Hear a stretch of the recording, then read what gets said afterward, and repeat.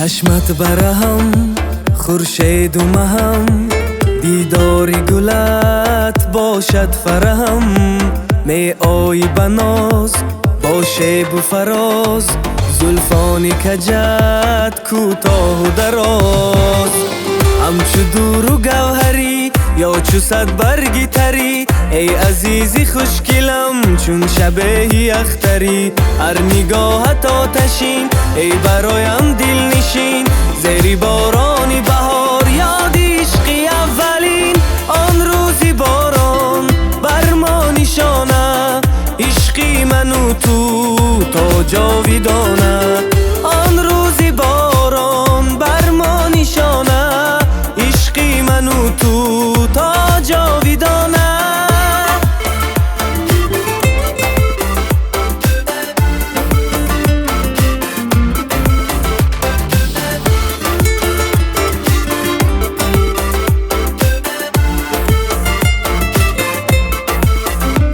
هر نازی تو را آن رازی تو را، خواهد دل من آواز تو را.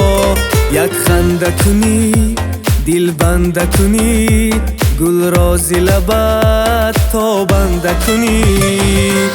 همچو خورشید سحر می نمایی جلوگر، با همه ناز و ادا تو بسوی من نگر.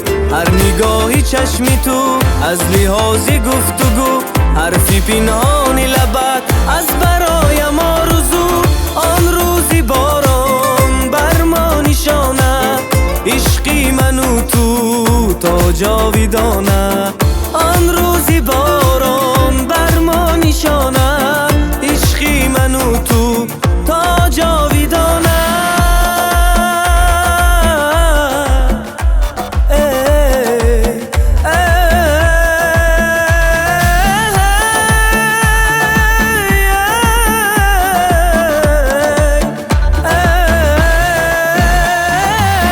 آن روزی باران بر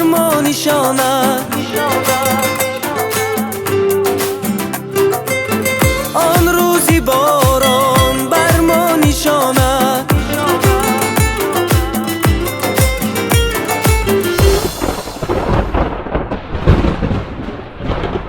آن روزی باران بر ما نشانه، عشقی من و تو تا جاودانه.